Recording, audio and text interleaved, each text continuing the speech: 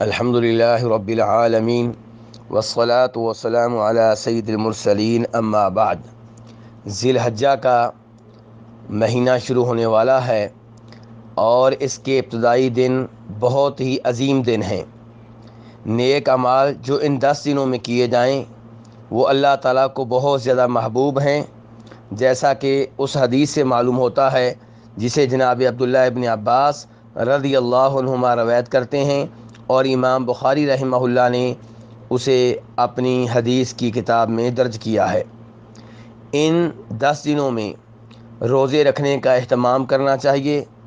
لیکن آخری دن جو کہ عید کا دن بنتا ہے اس دن روزہ رکھنے سے اجتناب کرنا چاہیے، کیونکہ امام بخاری اور امام مسلم روایت کرتے ہیں کہ نبی علیہ الصلاۃ والسلام نے عید الفطر اور عید الاضحیٰ کے دن روزہ رکھنے سے منع کیا ہے۔ ان کے علاوہ جو 9 دن ہیں ان 9 دنوں میں روزہ رکھنے کا بہت زیادہ اہتمام کرنا چاہیے، کیونکہ نیک عمل اور روزہ یقیناً نیک عمل ہے۔ نیک عمل ان ایام میں اللہ تعالیٰ کے ہاں بہت زیادہ محبوب ہوتا ہے، اور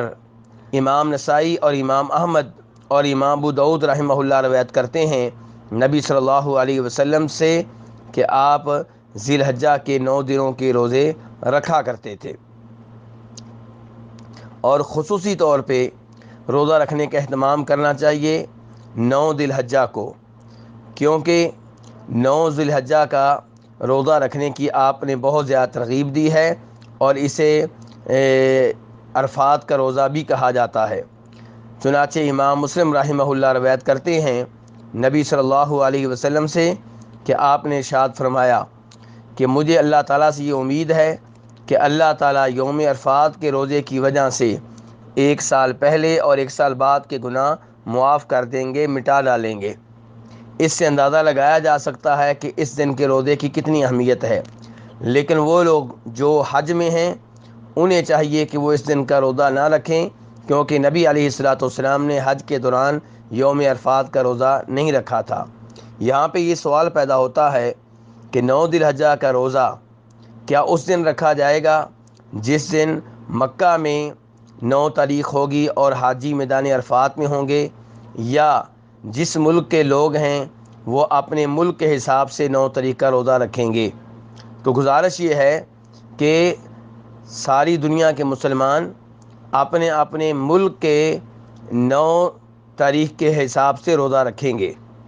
جیسا کہ ہم لوگ رمضان کا روزہ اپنے ملک میں چاند دیکھ کر رکھتے ہیں، ایسے ہی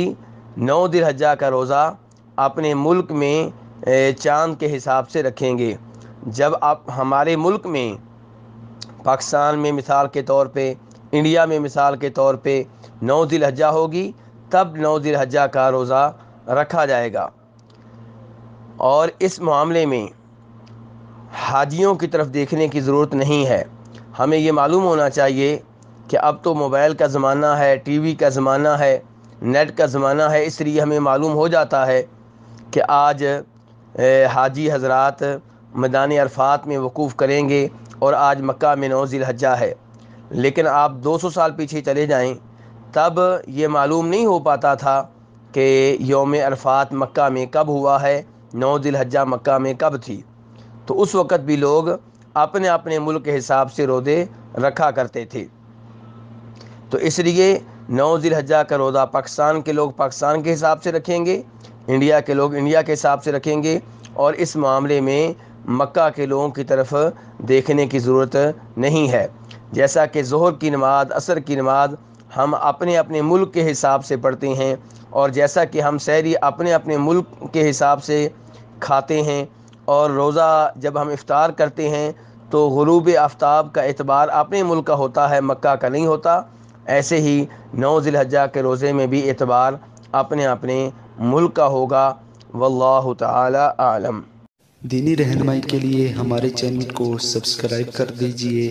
اور گھنٹی کے نشان کو دبا دیجئے تاکہ آپ کو مزید قیمتی ویڈیوز ملتے رہیں۔ جزاک اللہ خیر۔